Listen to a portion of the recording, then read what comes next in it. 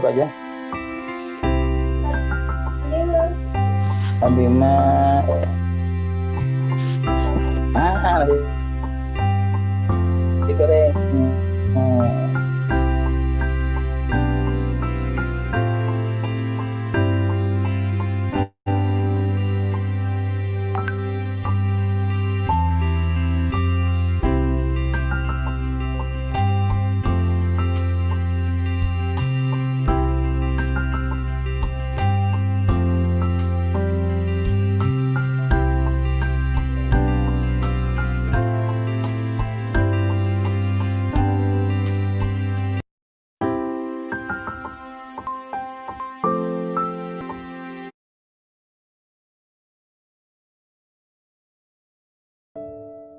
Ini kisahku, seorang gadis berparas sederhana yang pemalas.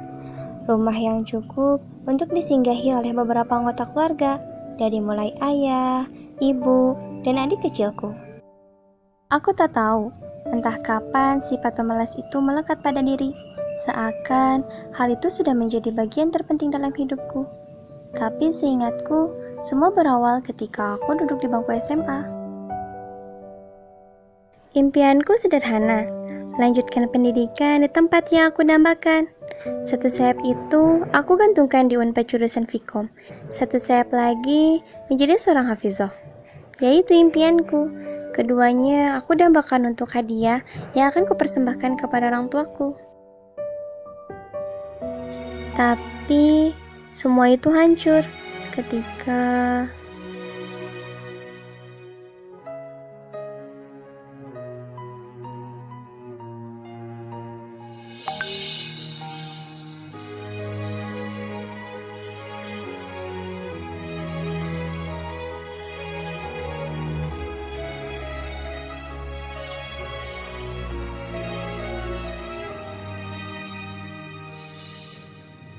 kini aku harus kembali bangkit, karena masih ada satu harapan menjadi seorang hafizah.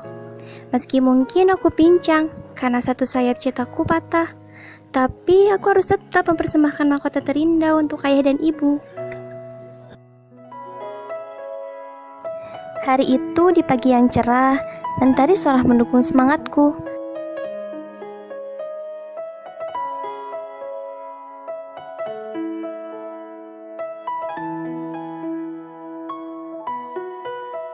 Aku memberanikan diri mengumpulkan segudang asa untuk duduk kaku di meja pendaftaran, duduk seorang petugas yang menjadi penerima murid baru.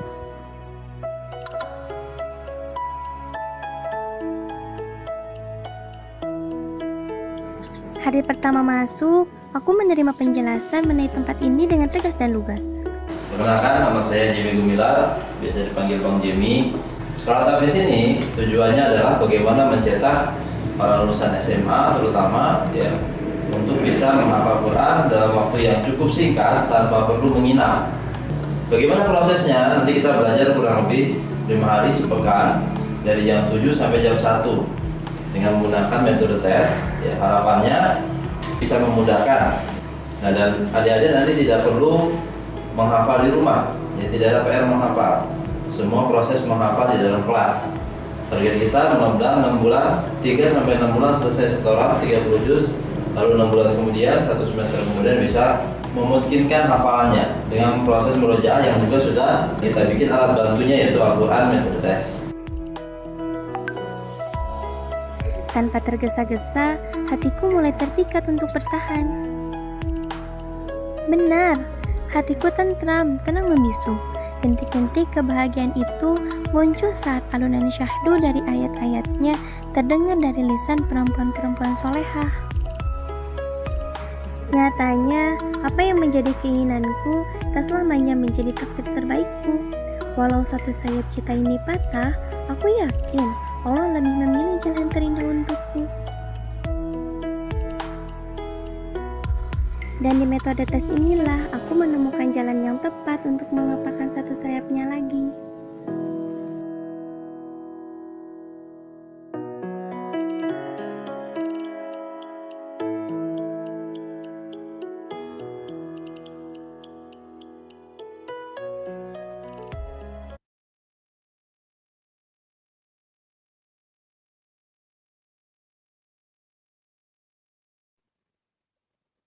Kalau anak bersihin, bisa penuh.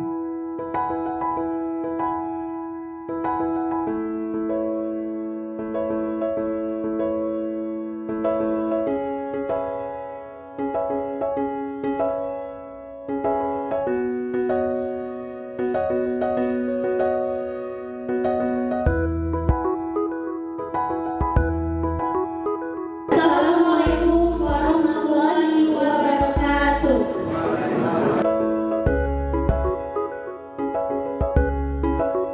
Yang terhormat anggota DPRD Provinsi Jawa Barat selaku Pembina Yayasan Indonesia Hatam, Bapak Haji Jajang Rohana SPD. Yang terhormat Wakil Bupati Bandung dan Tentara Apis Kabupaten Bandung, Bapak Haji Gun Gunawan SFI MSI. Yang terhormat Ketua Yayasan Indonesia Hatam, Ustadz Sutrapto AMD. Yang terhormat Founder Metode Tes, Ustadz Jemi Gumilar SP. Yang kami hormati seluruh guru pengajar dan staf Yayasan Indonesia Hatam. Yang kami hormati seluruh panitia wisuda angkatan ke-9 metode tes. Yang kami hormati Bapak Ibu tamu undangan dan yang kami banggakan wisudawan wisudawati metode tes. Dengan senantiasa memanjatkan puji dan syukur kehadirat Allah Subhanahu wa Ta'ala, perkenalkanlah acara wisuda abad ke-9 metode tes bertema dengan jiwa kepahlawanan tetap berprestasi mencetak puas di tengah pandemi, bertempat di SMK Telkom Bandung pada hari ini 29 November 2020 dimulai.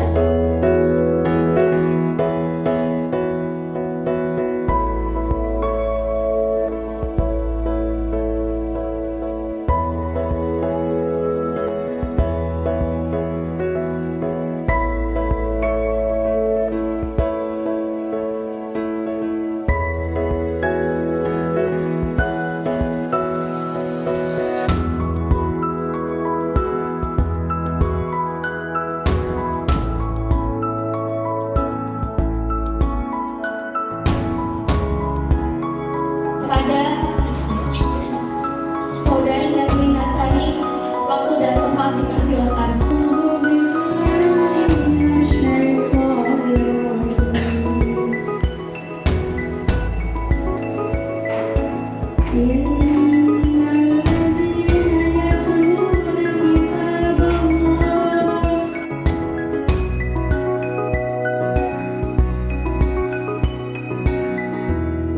Assalamualaikum warahmatullahi wabarakatuh. Alhamdulillah bi rahmatihi ya tarhamu ibadahul mu'minuna wa bi taufiqihi al-mudallilun. Asyhadu an la ilaha illallah wa la syarika lah wa asyhadu anna Muhammadar Rasulullah.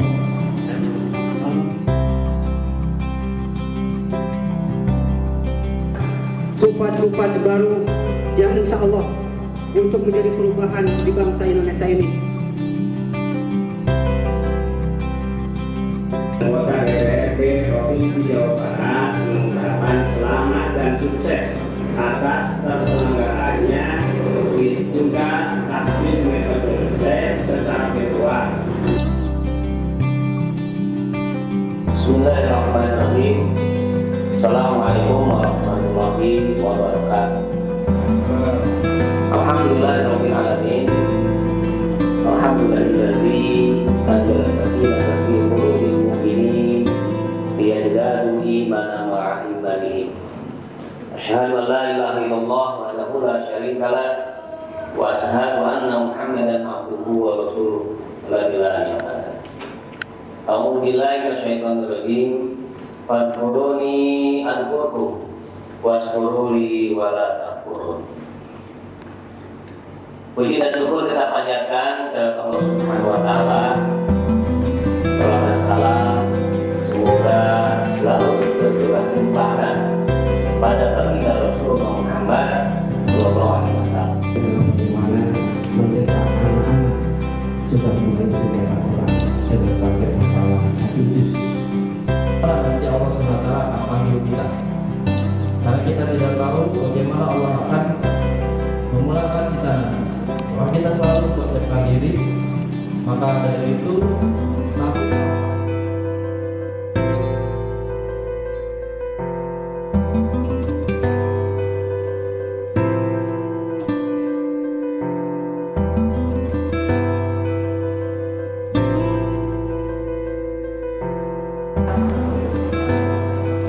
Innal hamdalillah nahmaduhu wa nasta'inuhu wa nastaghfiruh wa na'udzu billahi min syururi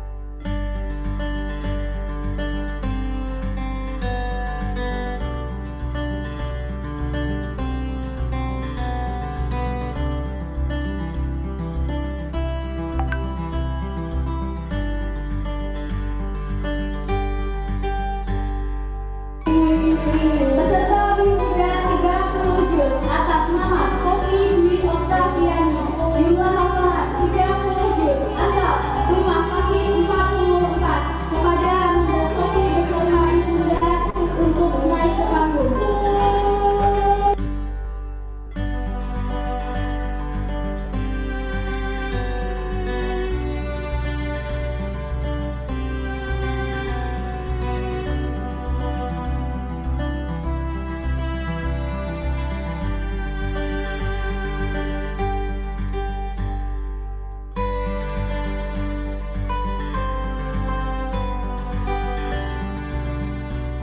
Selamat kepada wisuda dan wisudawati metode tes ke-9. Semoga semakin istiqomah dalam membersamai Al-Quran. Salam 30 juz. Allahu Akbar. Bang Jemi mengucapkan selamat kepada seluruh wisudawan, wisudawati tahfiz metode tes yang telah diwisuda hari ini dalam wisuda tahfiz metode tes yang ke-9 yang dilakukan secara virtual. Saya Sutrisno, Ketua Yayasan Indonesia Khatam, mengucapkan selamat dan sukses kepada seluruh wisudawan wisudawati. Selamat dan sukses untuk wisuda virtual metode tes yang ke-9. Mudah-mudahan menjadi dampak keberkahan bagi bangsa ini. Metode tes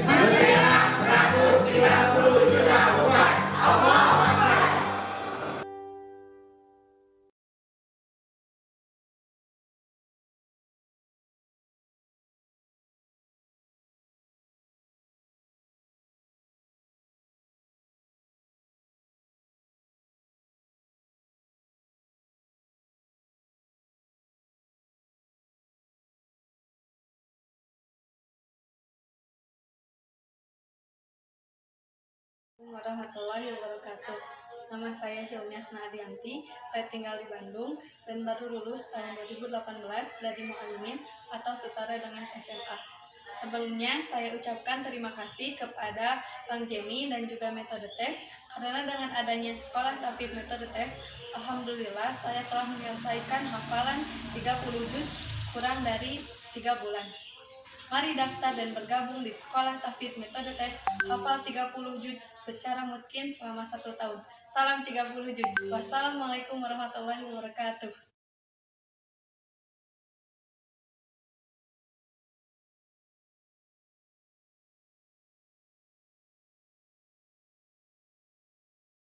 Bismillahirrahmanirrahim. Assalamualaikum warahmatullahi wabarakatuh. Nama saya Tantri Armila. Saya utusan dari FKPI Panyilekan dari Ponpes Assalam. Dengan metode tes ini setelah mengikuti training of trainer ini, Masya Allah luar biasa. Yang tadinya saya sangat kesulitan menghafalkan beberapa surat, ternyata setelah mencoba metode ini, kesulitan itu terjawab semua dan tidak ada kata-kata sulit dengan menggunakan metode ini. Bahkan yang tadinya salah satu surat yang saya paling sulit untuk menghafalkannya yaitu surat Al-Buruj, itu sempat beberapa kali hafal dan hilang, bahkan sudah dihafalkan dan tidak masuk-masuk coba. Jadi begitu mempergunakan metode ini, alhamdulillah bukan hanya bisa menghafal, tapi saya mampu mengingat surat itu dengan baik dari awal hingga akhir tanpa terbolak-balik dengan urutan yang benar. Dan itu belum saya alami sebelumnya sebelum saya menggunakan metode ini. Maka saran saya pribadi, siapapun yang akan menggunakan metode ini, alangkah baiknya untuk benar-benar memfokuskan diri dan mempelajari metode ini dengan benar agar mendapatkan hasil maksimal untuk menghafal surat apapun, juz berapapun. Insya Allah metode ini dapat diaplikasikan dengan baik dan memaksimalkan hasil yang akan dicapai. Terima kasih. Assalamualaikum warahmatullahi wabarakatuh. Assalamualaikum pada seluruh peserta, harap untuk mengisi di kolom chat nama dan daerah asal. Nama dan daerah asal. Insya Allah jam 8 kita akan mulai.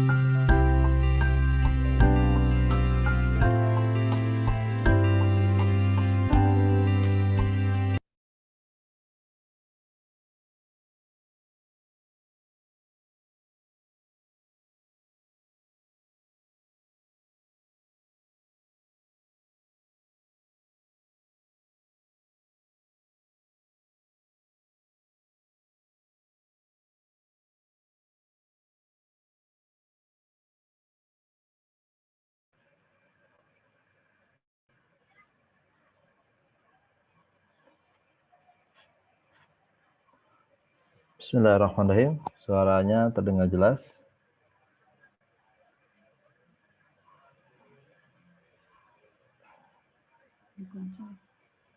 Alhamdulillah, luar biasa ya. Dari mana-mana ini. Dari Bangka Belitung, Teh Dini, dari Padang, dari Palangkaraya, subhanallah. Bapak Ibu yang Allah muliakan, sebelum kita mulai, kita akan sedikit wawancara dulu dengan kepala sekolah SD Tahfiz Metode Tes, ya, yang juga memiliki banyak murid ya, anak-anak yang luar biasa. Ada Bu Sri, silakan Bu Sri, sudah dinyalakan mic-nya. Assalamualaikum Pak Jimmy. Waalaikumsalam. Gimana Kak Bu Sri? Kelihatan ya. Tadinya mau pakai virtual background. Oh ya, sebentar, saya cari dulu Bu Sri-nya di mana ini. Kok? Oh ada ya. Ya, tadinya mau pakai virtual background, cuma sepertinya rada gelap, jadi malah untuk ini membayang. Bagaimana Pak? Suara saya jelas? Jelas, alhamdulillah. Silakan Bu Sri, sampaikan dulu tentang SD Tahfiz Metode Tes. Alhamdulillah ini pesertanya luar biasa nih dari berbagai wilayah ya, Palangkaraya, dari cuma belum ada dari Papua kayaknya. Alhamdulillah, semoga ada. Pak Jimmy boleh izin untuk share screen? Siap, silakan.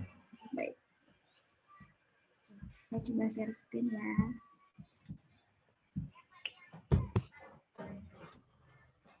Sudah terlihat? Belum Pak? Oke, udah. Baik, bismillahirrahmanirrahim. Assalamualaikum warahmatullahi wabarakatuh. Alhamdulillahirrahmanirrahim. Wassalamualaikum warahmatullahi wabarakatuh. Bapak Ibu, ini di sini apa Pak? Disebutnya apa? Apa ya? Saya bingung ya biasanya nyebutnya anak-anak. Peserta webinar. Ya. Bismillahirrahmanirrahim. Bapak Ibu peserta webinar yang Allah muliakan. Selamat malam dan selamat bergabung pada ruang webinar AIN Metode Tes. Perkenalkan, nama saya Sri Agus Supriyani. Saya tim dari SD Tahfiz Metode Tes. Ini mohon maaf sedikit grogi sekali malah ya, berjumpa dengan Bapak Ibu yang luar biasa sekali. Jadi izinkan saya untuk sedikit berbagi informasi mengenai SD yang tepatnya berada di Kabupaten Bandung, di Kecamatan Bale Endah, di mana kami adalah salah satu bagian dari Yayasan Indonesia Hatam, dan SD kami bekerja sama dengan metode tes dan menggunakan metode tes sebagai metode untuk menghafal. Di sini akan saya sedikit ceritakan gitu ya Bapak Ibu. Kenapa sih harus di SD Tahfiz seperti itu? Mungkin di sini ada yang dari banyak yang dari luar Bandung ya di sini. Jadi sedikit ingin bercerita bahwa kenapa sih harus SD Tahfiz metode tes? Bagi saya yang saya belum lama berkecimpung dalam bidang pendidikan. Cuma sejak awal saya tertarik bergabung dengan SD Tahfiz metode tes, dan sampai saat ini saya belum menemukan lagi SD dengan satu-satunya target lulusan hafalan 30 juz. Jadi lulus SD hafal 30 juz seperti itu ya. Jadi saya belum menemukan itu. Jadi makanya di sini saya ingin bercerita kenapa sih harus menyekolahkan putra-putrinya di SD Tahfiz metode tes. Yang pertama karena kami memiliki program lulus SD atau 6 tahun belajar di SD Tahfiz metode tes, hafal 30 juz Al-Quran. Lalu kelebihan yang kedua adalah kenapa harus ke SD Tahfiz metode tes? Yang kedua adalah kami sekolah swasta, non-IT, non-boarding, dan kami bukan MI. Jadi di sini poin ini yang memang sangat saya suka dari awal berdirinya metode tes, yaitu mengusung konsep non-boarding, di mana pendidikan non-boarding sebenarnya pendidikan yang memang sesuai dengan fitrah perkembangan anak ya, di mana fitrah perkembangan anak itu mereka itu bermain, dunianya bermain bukan belajar. Jadi saya sangat suka sekali. Terus yang kedua adalah tadi yang seperti yang tadi saya sebutkan gitu ya, bahwa kami adalah sekolah non-IT atau MI. Jadi kami menggunakan kurikulum Sekolah Dasar Diknas Pendidikan Nasional. Jadi nanti apa yang dipelajari di SD Tahfiz metode tes itu sama seperti di SD swasta lainnya. sama di SD negeri, kami menggunakan kurikulum Dinas Pendidikan Nasional. Lalu yang terakhir adalah di SD Tafis Metode Tes nanti output dari peserta didik yang lulus dari SD Tafis Metode Tes selain hafal 30 juz Al-Quran juga akan mendapatkan ijazah negara, lalu akan mendapatkan ijazah Tafis 30 juz Metode Tes. Nah, ini ya salah satu alasan yang bagi saya 4 poin ini saling berkesinambungan seperti itu. Jadi di mana SD dengan capaian 30 juz itu rasanya masih sedikit di Indonesia, apalagi yang tidak boarding atau non pesantren. Mungkin capaian lulus SD dengan 30 juz dan dengan sistem pesantren mungkin banyak, tapi dengan konsep non boarding, insya Allah kami menjadi pelopornya dan kami yang menjadi pertama. Dan itu menjadi alasan kenapa harus menyekolahkan putra-putrinya di SD Tafis Metode Tes. Sehingga anak-anak yang menghafal Al-Quran di sini masih tetap bermain, masih tetap bisa berinteraksi dengan lingkungan sekitarnya, lingkungan di sekitar rumahnya untuk berinteraksi sosial, untuk melakukan pengembangan peminatan yang lain-lain. Jadi insya Allah dengan menyekolahkan putra-putrinya di kami, hafalan jalan, sosialisasi jalan, akademik pun jalan. Lalu yang kedua, seperti yang tadi saya sampaikan, kami menggunakan dual kurikulum. Yang pertama itu kami menggunakan kurikulum umum dengan menggunakan kurikulum nasional K13. Lalu yang kedua, kita menggunakan kurikulum Tahfiz metode tes dengan target hafalan 30 juz. Tidak usah banyak-banyak ya Bapak Ibu. Lalu yang terakhir, ini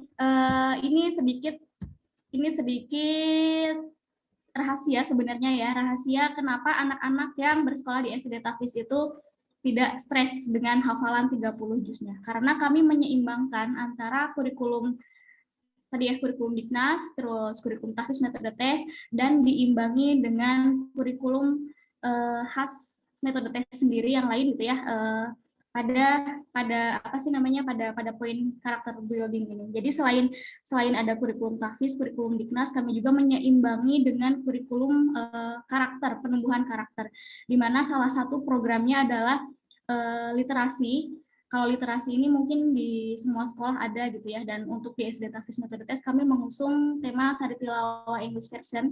Jadi literasinya itu literasi Al-Quran, jadi literasinya kita berbasis Al-Quran yang ditranslate ke dalam bahasa Inggris. Lalu yang kedua ada silent reading, ini kegiatan pekanan tiap hari Jumat. Lalu yang kedua adalah kita memiliki program tilawah yang dilaksanakan setiap pergantian pelajaran dengan menggunakan rumus tilawah metode tes, mungkin nanti akan dipelajari lebih banyak dengan Ustaz Jamie. Lalu yang ketiga, kita memiliki karakter building club. Nah, untuk karakter building club ini bentuknya kita berupa mentoring dan berupa field trip ke alam seperti itu. Terus kami memiliki program juga Tahfiz Al-Quran dan Tahfiz Camp. Nah, Tahfiz Camp ini sebenarnya program baru yang baru di-launching tahun ini. Cuma karena memang qadarullah Indonesia dalam kondisi pandemi sehingga Tahfiz Camp ini belum bisa terlaksana. Nah, yang terakhir adalah ada program Seduh. Nah, ini untuk mengasah jiwa sosial anak-anak. Seduh itu program sedekah subuh. Kami bekerja sama juga dengan lembaga yang ada di Yayasan Indonesia Hatam dengan GITES, Gerakan Infak Harian Tes. Jadi nanti hasil dari seduh ini atau sedekah subuh biasanya kami donasikan kepada GITES untuk beasiswa peserta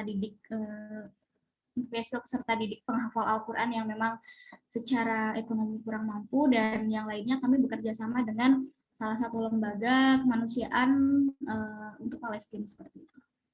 Mungkin itu Pak Jimmy sedikit berbagi saya mengenai SD Tahfiz metode tes. Mohon maaf karena mungkin sedikit lompat-lompat, sedikit kurang struktur.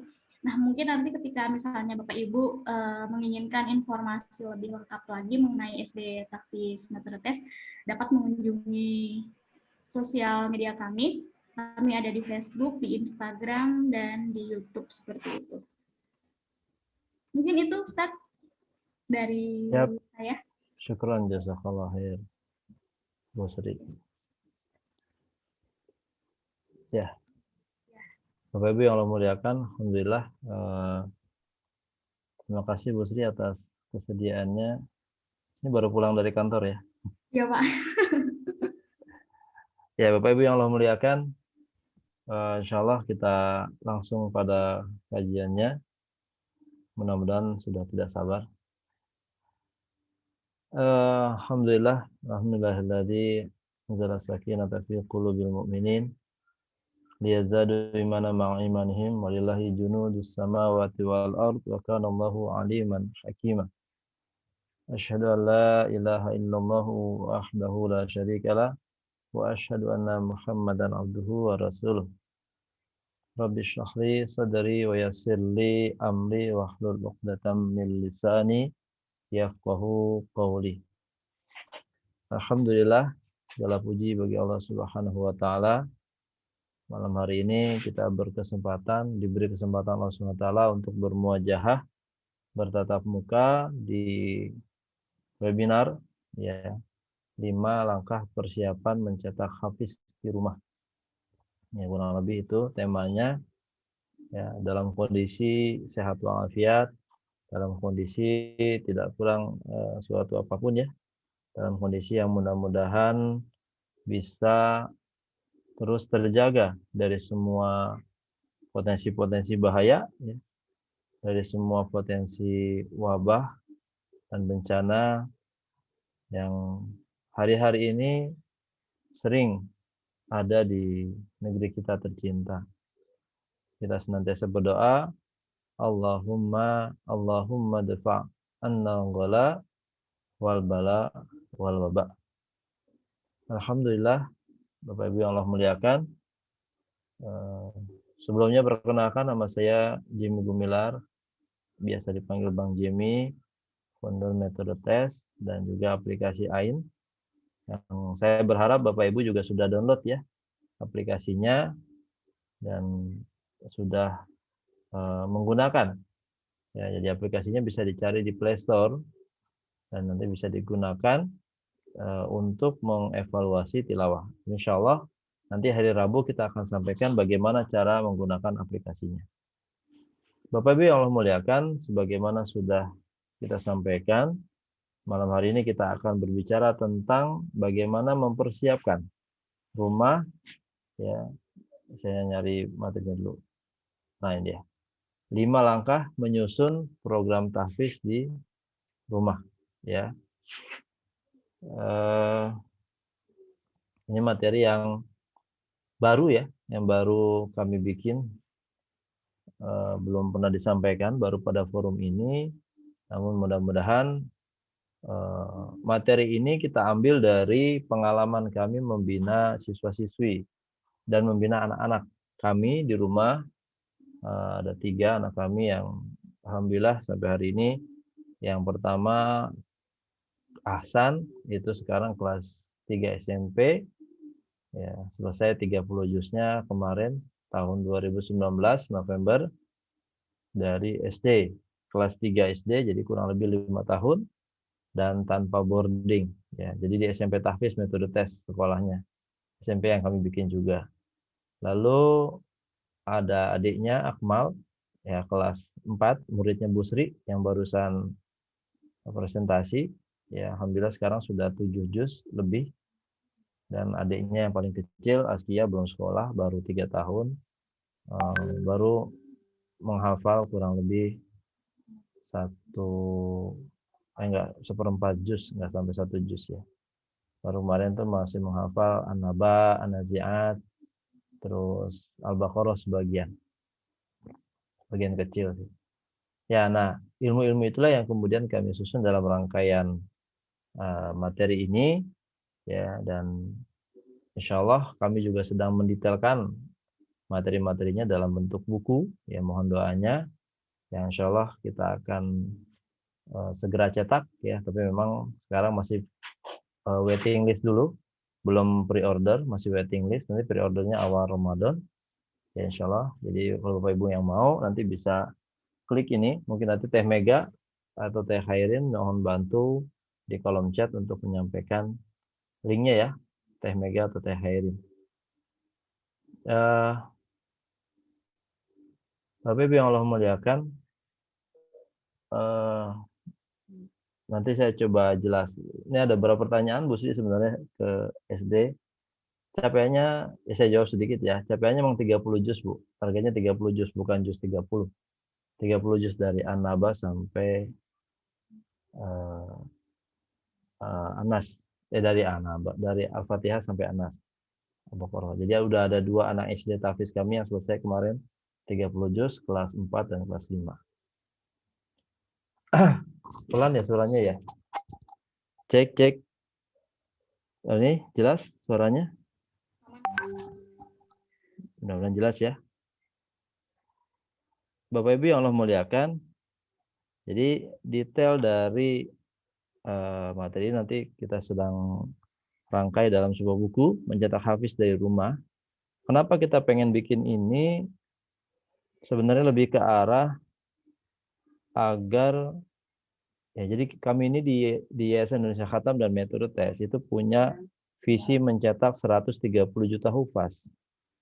Jadi kita berharap setengah penduduk Indonesia ini harus hafiz. Dan lembaga yang paling mungkin untuk mencetak itu adalah rumah. Ya. Kalau sekolah jumlahnya terbatas. Pesantren lebih terbatas lagi.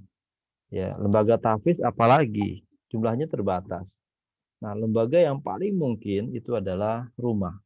Makanya kita mencoba untuk membawa pengalaman kami dalam membina Ahsan, membina Akmal dalam bentuk materi yang hari ini kita akan coba lakukan. Ya, bagaimana persiapan kita untuk bisa membuat program tahfiz dari rumah, karena memang namanya membuat program ya tidak, kadang kita perlu membikinnya dengan serius, seserius kita ingin masuk dalam surga Allah Subhanahu wa taala.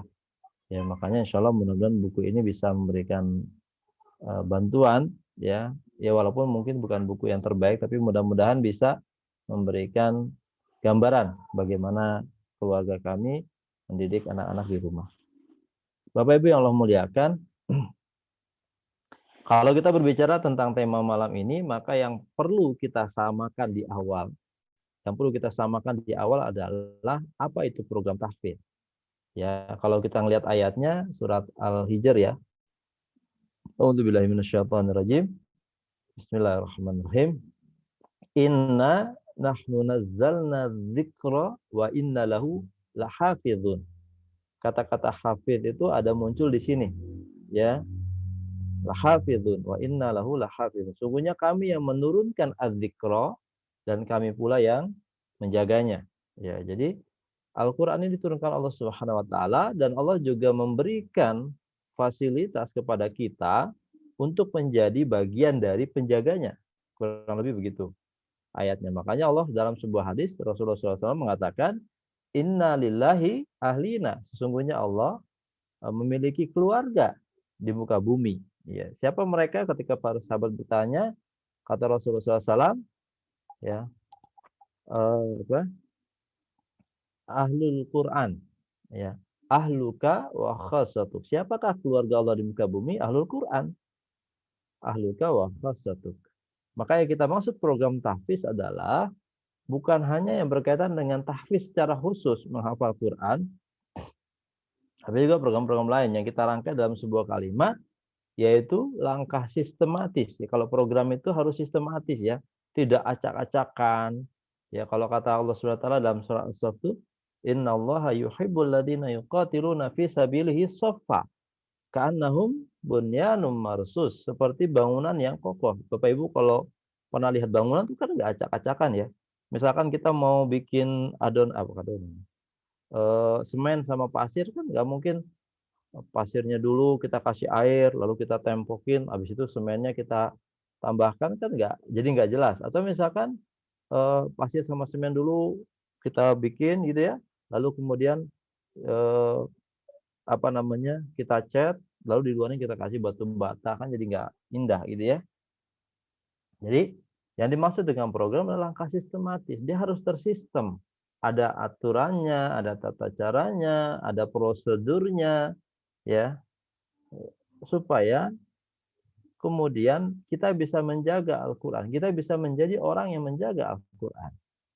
Ya, karena memang Allah memilih orang-orang yang tepat untuk bisa menjaga Al-Quran. Karena bagaimanapun kan penjaga Al-Quran ini kan keluarga Allah. Ya, makanya Allah memilih orang-orang yang spesial, bukan orang sembarangan, bukan orang yang tidak memiliki keinginan terus kemudian masuk ke dalam itu, tapi Allah memilih orang-orang yang tertentu yang Allah pilih untuk menjadi keluarga Allah, penjaga-penjaga Al-Quran, hamalatul Quran. Ya, dengan cara apa? Dengan cara memperbaiki interaksi kita dengan Al-Quran. Jadi ketika kita ingin menjadi penjaga Al-Quran, hafidin, yang hafal Quran, yang dekat dengan Quran, maka kita harus membuatnya menjadi sebuah langkah-langkah yang sistematis, tersistem. Ya, jadi ada prosedurnya, ada ukurannya, kita tahu nih langkah ini efektif atau tidak. Jadi tidak sembarangan bergerak gitu. Menghafal Quran tidak sembarangan menghafal. Walaupun untuk ukuran Quran sembarangan menghafal juga udah dapat pahala. Tapi kita berharap bahwa apa yang kita lakukan pun sistematis karena waktu kita terbatas. Sehingga kita harus benar-benar memperhitungkan semua yang kita lakukan. Makanya kalau nanti nih di bulan Ramadan, hadisnya kan bunyinya begini. Ya. Man shoma Ramadana imanan wahtisaban. Bahasanya wahtisaban. Barang siapa yang shaum di bulan Ramadan dengan penuh iman dan penuh perhitungan. Dihitung, ditata langkahnya, dipersiapkan, ya maka baru dia ghufira lahu ma taqaddama min dzambi. Ya, Allah SWT sangat menyukai prosedur-prosedur yang teratur. Ya, banyak ayat yang menggambarkan hal itu. Maka yang kita maksud dengan membentuk program tahfiz adalah pembuatan langkah sistematis untuk menjadi penjaga Al-Quran. Dengan memperbaiki, caranya apa? Memperbaiki interaksi kita, kedekatan kita dengan Quran. Ya. Jadi ini yang kemudian harus kita pahami pertama. Makanya kalau dengan pola seperti ini, maka tidak ada orang, sekali lagi saya tegaskan, tidak ada orang yang tidak bisa menghafal Al-Quran.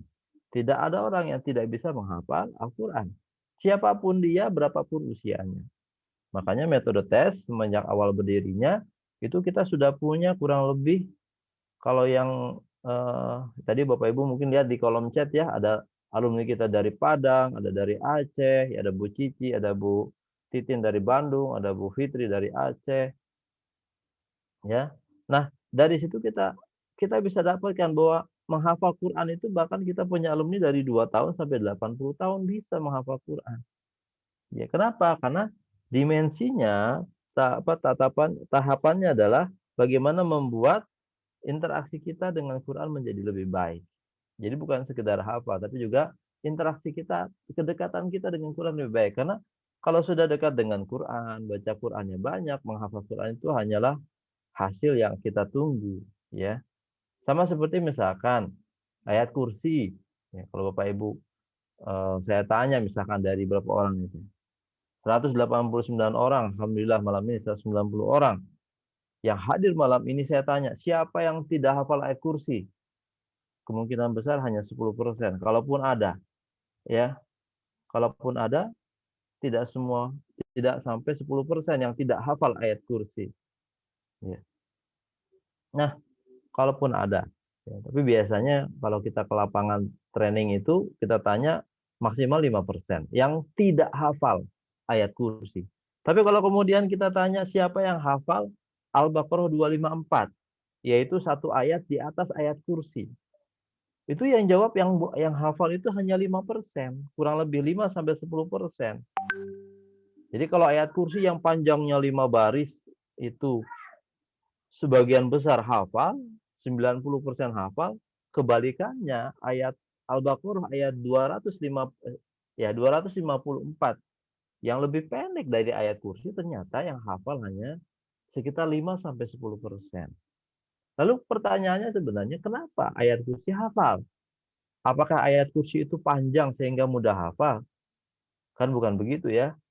Ayat kursi bisa hafal karena sering kita baca, sering kita dengar, sering kita berinteraksi. Ini harus kita pahami. Maka kemudian Bapak Ibu yang Allah muliakan. Wingi mah ibune lagi panas. Ya, Bapak Ibu yang Allah muliakan, kita mencoba untuk memperbaiki ini. Kuncinya bagaimana interaksi kita berubah, kedekatan kita berubah. Ya. Apa itu yang dimaksud kedekatan? Ada yang pertama adalah tilawah kita, ngaji kita, tadarus kita itu bertambah. Ya. Jadi yang pertama kita coba perbaiki dalam program Tahfiz ini adalah tilawah kita, tadarus kita itu bertambah, baik secara kuantitatif, kuantitasnya, jumlahnya, ataupun kualitasnya. Jadi kita sudah harus mulai bikin program bagaimana sih setiap tahun tilawah kita meningkat. Bukan hanya Ramadan.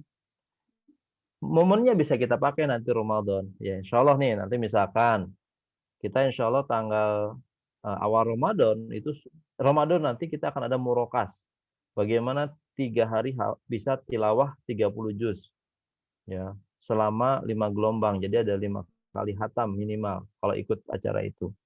Nah, jadi kita bisa mulai di Ramadan. Tapi secara umum bagaimana supaya ya tilawah kita di setiap harinya, di setiap bulannya itu selalu meningkat. Tahun kemarin, tahun ini lebih baik dari tahun kemarin gitu ya. Lebih banyak dari tahun kemarin dan juga lebih bagus bacaannya. Kualitasnya lebih bagus. Itu yang kita maksud pertama dengan memperbaiki interaksi. Jadi kita perbaiki tilawahnya. Yang kedua baru kita perbaiki tahfiznya, menghafal Qur'annya. Apa yang kita perbaiki? Prosedurnya supaya lebih efektif ya, supaya lebih sederhana, supaya tidak rumit ya. Tidak rumit, supaya semua orang bisa menghafal Qur'an. Karena dalilnya itu ada di surat Al-Qamar ayat 17, walaqad yassarnal Qur'ana lidzikri. Sungguh telah kami mudahkan Al-Qur'an untuk dipelajari. Kata Allah, aku sudah mudahkan Quran ini buat kalian untuk dipelajari, untuk dibaca. Ya. Kata Allah kemudian, fahal mim mudzakir. Maka adakah orang yang mau mempelajarinya? Bukan yang mampu mempelajarinya, tapi adakah orang yang mau mempelajarinya? Subhanallah ya. Jadi Allah tidak memberikan batasan. Oh, yang hafal Quran ini khusus, ya, maaf, yang usia 40 tahun ke bawah misalkan, nggak ada, dalilnya nggak ada. Yang hafal Quran ini khusus yang tidak punya pekerjaan, yang sibuk, mohon maaf, nggak boleh hafal Quran. Nggak ada. Dalilnya itu, walaqad yassarnal Quran. Sungguh kami mudahkan Quran, fahal mim mudzakir, bagi orang-orang yang mau. Padahal, di surat yang sama, Allah ulang ayat ini sampai 4 kali. Ya, kalau di Ar-Rahman kan bunyi yang sering berulang itu apa? Fabi ayyi ala rabbikuma tukadziban, itu kan banyak berulangnya ya. Nah, di surat Al-Qamar ada 4 kali ayat yang sama diulang, yaitu yang bunyi tadi saya sampaikan, walaqad yassarnal Qur'ana lidzikri fahal mim mudzakir. 4 kali. Luar biasa. Betapa pentingnya pemahaman ini, keyakinan ini. Maka yang kita maksud dengan tahfiz itu menghafal Quran supaya lebih efektif dan bisa lebih sederhana. Ya. Tidak perlu sibuk atau tidak sibuk. Orang sibuk bisa tetap menghafal Quran, apalagi yang nggak sibuk harusnya lebih bisa menghafal Quran. Orang yang punya pekerjaan sibuk, yang tua bisa menghafal Quran, apalagi yang muda. Ya, jadi Bapak Ibu yang Allah muliakan, yang kita maksud perbaiki interaksi yang kedua adalah memperbaiki hafalan kita. Yang ketiga memperbaiki murojaahnya, ya, mengulang hafalannya. Jadi kita menikmati, mengulang hafalan itu kita nikmati sebagai proses yang luar biasa. Karena hadisnya berbunyi begini. Kata Rasulullah SAW, man qara'a harfi min kitabillahi falahu hasanah. Barang siapa yang membaca satu huruf dari Al-Quran, maka kata Rasulullah, falahu hasanah. Dia dapat satu hasanah. Wa hasanatu bi asyri amsalihah. Dan setelah itu dikali lipat jadi 10. Bahkan Rasulullah menegaskan supaya tidak ada tafsiran macam-macam, ditegaskan, la aqulu alif lam mim harf. Aku tidak mengatakan alif lam mim itu satu huruf. Walakin alif harf wa lam harf wa mim harf. Tapi alif itu satu, lam satu, mim satu. Jadi kalau baca basmalah ya, bismillahirrahmanirrahim. Itu ada 19 huruf, ada 190 kebaikan, luar biasa. Dan kebaikan di situ disebutnya apa? Hasanah. Ya kan kita sering berdoanya, Rabbana atina fid dunya hasanah. Dan dibaca Quran kita bisa mendapatkan 10 hasanah tiap huruf. Luar biasa. Apalagi kalau kita sering murojaah. Kita hafal An-Nas diulang sepanjang perjalanan. Misalkan ibu nih mau belanja, sepanjang jalan baca An-Nas. Ya. Hafal ayat kursi sepanjang jalan baca ayat kursi. Hafal Al-Fatihah sepanjang jalan baca Al-Fatihah. Kan itu pahalanya, hasanahnya luar biasa banyak. Coba hitunglah di ayat kursi itu ada berapa huruf ya. Saya belum sempat hitung soalnya ya. Bapak Ibu yang Allah muliakan, dan ketiga aktivitas ini harus bersinambungan, tidak boleh saling menghilangkan. Saya mah fokus tahfiz lah, tilawah tadarusnya terbengkalai, nggak bisa. Atau fokus murojaah, tahfiznya tilawahnya terbengkalai, nggak bisa. Tilawah harus jalan, tahfiz jalan, dan murojaah jalan. Dan ini yang harus ada dalam rumah kita. Ya, rumah-rumah kita ini yang akan kita bahas di materi ini, bagaimana mempersiapkannya supaya rumah kita bisa masuk semua itu. Dan jangan lupa ya, untuk kalangan tertentu kita butuh menambah terjemah dan tafsirnya. Bapak Ibu yang Allah muliakan, landasannya saya nggak akan terlalu lama ya. Nanti bisa lihat sendiri surat Al-Baqarah 121, innalladzina atainahumul kitaba yatlunahu haqqa tilawati. Atau Al-Ankabut, ya ini yang cukup menarik nih. Ayat 45 Ankabut tuh ayatnya kita hafal. Inna salata tanha anil fahsya'i wal munkar. Tapi ternyata itu ayatnya ada di tengah, potongan. Judul awalnya adalah Utlu ma uhiya ilaika minal kitab wa aqimis shalah. Lalu inna salata tanha anil fahsya'i wal munkar, dan seterusnya. Dan yang terakhir ayatnya Fatir 29.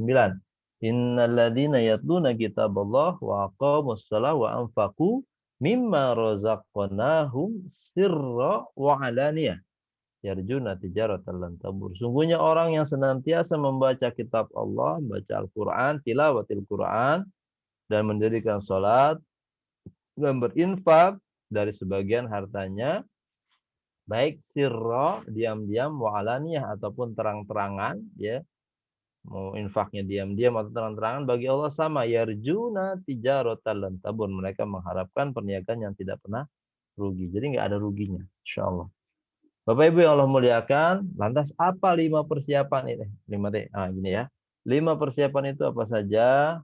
Hari ini kita hanya bahas 2. Ya. Hari ini kita bahas 2. Insyaallah nanti hari Rabu kita bahas sisanya 3. Setuju ya? Yang pertama adalah persiapan mindset. Pola pikir, cara kita berpikir, kita coba siapkan dulu. Karena sebelum menghafal, mindset ini masalah yang paling besar. Ya. Misalkan mindset apa? Saya mah sudah tua, nggak mungkin bisa menghafal. Nah, ini perbaiki dulu. Atau mindset, saya masih sibuk, anak saya itu sibuk sekolahnya dari pagi sampai sore, sampai pagi lagi. Enggak deh. Ya, ini mindset yang harus kita perbaiki. Wah, anak saya tuh lesnya luar biasa. Ya, kemana-mana. Pagi udah pulang sekolah, les lagi. Qurannya gimana? Ya, maaf, nggak sempat. Nah, ini mindset harus kita perbaiki. Ya, pokoknya ketika saya kemudian dulu, saya boleh cerita ya, ketika saya menikah dulu sama istri, saya bilang, anak kita boleh jadi apapun. Mau jadi presiden, mau jadi anggota DPR, mau jadi pengusaha, mau jadi akademisi, mau jadi, ya asal jangan jadi pengangguran saja. Itu yang penting dia harus hafal Quran dulu. Ya. Makanya kemudian kita merancang itu. Kami merancang berdua, ya, tentunya dengan izin Allah SWT, bagaimana supaya anak ini hafal Quran sebelum mereka balik. Ya. Ahsan, alhamdulillah selesai kemarin selama 5 tahun menghafal tanpa boarding. Ya. Akmal sekarang sedang proses, mudah-mudahan lulus SD di SD-nya Bu Sri tadi beres 30 juz ya. Ngikutin kakak kelasnya yang sudah lebih dulu. Dan Askia, kalau Askia ini kita pengen coba bagaimana lulus SD, nggak lulus SD, usia 10 tahun sudah hafal 30 juz. Ya. Kayak para ulama-ulama besar kan gitu ya. Ya, yang kemudian jadi penemu ya, kayak Al-Khawarizmi, orang-orang yang dekat dengan Quran. Karena di Quran ilmunya. Persiapan mindset, bagaimana kita mempersiapkan mindset kita, pola pikir kita, dan nanti ada siapa aja ya, dan apa itu ya. Yang kedua adalah persiapan objeknya. Siapa sih objeknya? Bagaimana mempersiapkannya? Apakah objeknya harus anak-anak saja? Oh, tidak. Tentu tidak, ya. Objeknya banyak, ya. Yang ketiga, kita persiapkan metodenya, caranya yang efektif. Karena waktu kita terbatas. Bagaimana yang efektif untuk orang tua, bagaimana yang efektif untuk anak muda, untuk anak SD, untuk anak TK, untuk anak-anak SMP, SMA, dan seterusnya. Tapi sekali lagi, malam ini kita hanya berbicara untuk dua hal. Bagaimana mempersiapkan mindset dan objek. Yang keempat adalah mempersiapkan kurikulum. Ya, kita harus detail, harus punya kurikulum. Masa kita diatur sama kurikulum TV, ya, sampai katanya ya, saya juga belum pernah nonton detail itu ya. Kalau di koran-koran baca tuh kan, gara-gara si apa di film ini kemudian ibu-ibu pada mogok ya, gara-gara lampu mati, terus nggak bisa nonton sinetron ini lampu mogok. Masa kita harus di apa kurikulum hidup kita diatur oleh TV coba? Luar biasa. Harusnya kita mengatur hidup kita. Kita ngatur kurikulum kita apa, aktivitas kita pagi ngapain, siang ngapain. Begitu juga dengan Quran. Ya. Kalau sekolah itu ada kurikulumnya. Kelas 1 belajarnya apa, matematika sampai mana, kalau IPA sampai mana, bahasa sampai mana. Untuk tahfiz pun ada kurikulumnya. Sehingga nanti detail. Ya, memudahkan di bagian kelima, mempersiapkan bagaimana mengevaluasinya. Ya. Ya, kita mulai dari apakah perlu dievaluasi? Ya perlulah, karena kita butuh mencari tahu apakah yang kita lakukan ini untuk program tahfiz anak kita, tilawah, murojaahnya efektif atau tidak. Untuk kita itu efektif atau tidak, itu harus dicari. Ya, kalau misalkan ada kendala, apakah murni kendalanya karena kita sudah tua? Belum tentu. Ya, karena kayak tadi itu, ayat kursi dengan Al-Baqarah 254. Ya. Ayat kursi 5 baris tapi bisa lebih hafal dari ayat 254 Al-Baqarah yang panjangnya hanya 2 baris. Bapak Ibu yang Allah muliakan, kita akan coba detailkan persiapan mindset. Ya. Bagaimana caranya? Pertama kita harus pahami keutamaan dulu. Ya. Ketika Bapak Ibu kemudian memasukkan pendidikan Quran, pendidikan tahfidz, tilawah, tahfiz, murojaah ke dalam rumah tangga kita harus tahu keutamaannya apa sih? Ya. Karena kalau orang tahu keutamaannya, dia akan mampu berkorban, nggak sedikit-sedikit terganggu. Ya. Kita lagi tilawah, nggak sedikit-sedikit terganggu. Ya. Anak kita menghafal, tidak sedikit-sedikit diganggu. Gitu. Kalau kita tahu keutamaannya, ya, luar biasa lah, insya Allah. Nanti kalau mau detail kita bisa mungkin di pertemuan-pertemuan selanjutnya ya, atau di buku yang insya Allah sedang ditulis ya. Yang kedua, selain keutamaan kita juga harus tahu kendalanya. Tantangannya apa sih kalau kita mau menghafal di rumah? Sama enggak nih kalau anak kita menghafal di rumah, kita menghafal di rumah dengan kita menghafal di lembaga tahfiz misalkan. Kalau lembaga tahfiznya yang online, kalau lembaga tahfiznya offline, sama enggak kendalanya? Ini harus tahu. Seperti kita ketika mau naik gunung ya. Ya mau naik gunung lah ya. Kita suka naik gunung misalkan. Nah, pada saat naik gunung kita sudah harus memperkirakan nanti di perjalanan saya akan menempuh sekian kilometer. Nah, lagi dalam perjalanan nanti akan ada kemacetan di titik ini. Sehingga kalau benar-benar terjadi kita udah siap-siap. Benar nih, macet.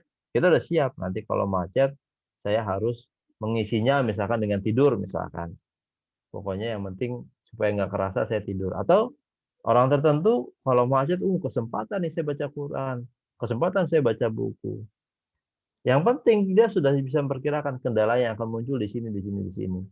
Selama kita sudah bisa mencari solusinya, maka perjalanan jadi nikmat. Ya, kayak naik gunung, pas sudah sampai di gunung nih kita udah tahu nanti ketinggiannya sini, ketinggian itu cuacanya begini. Udah siap dari rumah bawa baju hangat, bawa sarung tangan, bawa kaos kaki dan sebagainya. Tapi bayangkan kalau kita mau naik gunung tapi nggak tahu kendala apa yang mungkin kita terjadi. Berangkat tenang aja pakai tas, celana pendek gitu ya, sampai di sana kedinginan ya. Bahaya kan. Ini kita harus memahami kendala ketika mempelajari tahfiz itu. Kebanyakan orang tidak mampu bertahan ketika menghadapi satu kendala. Menghafalkan surat Al-Mutaffifin susah sedikit, mundur gitu kan. Bener nih, saya nggak cocok ngafalin Quran. Masa ngafalin Quran cocok-cocokan? Ya. Ketemu surat jin, mundur. Ya. Kenapa? Karena tidak memahami bahwa semua masalah, semua program itu pasti ada kendala. Nggak mungkin kalau tidak ada kendala ya. Justru disitulah kita pahala besarnya justru di situ. Makanya bunyi hadisnya, barang siapa membaca satu huruf dapat 10 kebaikan. Dan yang ketiga, persiapan mindset inilah mempersiapkan karakter. Ya. Sehingga kita bisa dapat nih, mindset kita harus benar bahwa Al-Quran itu Allah turunkan dengan kemudahan, bukan dengan kesulitan. Surat Toha ayat 2. Ya. Toha ma anzalna alaikal qur'ana litashqa. Ya, kata Allah Subhanahu wa taala, dan tidaklah kami kemudian menurunkan Al-Qur'an itu untuk menyusahkan kalian, enggak gitu. Ayat inilah yang membuat Umar radhiyallahu an pada zaman jahiliyahnya dulu kemudian masuk Islam. Kayak gara-gara ayat ini. Ya. Masa kita baca Quran jadi lebih sulit gitu ya? Baca Quran banyak banget nih, 1 juz sehari. Ya, belum harus ngafalin Quran. Kok baca Quran kayak yang susah gitu ya? Wah, saya kan sibuk. Wah, luar biasa nih orang sibuk. Tapi mudah-mudahan kita paham ya. Nah, bagaimana cara mempersiapkan mindset? Yang pertama adalah perbaiki niat kita. Perbaiki niatnya, Pak, Bu. Karena orang yang niatnya salah, hasilnya pun salah. Kita baca Quran tuh buat apa? Buat siapa?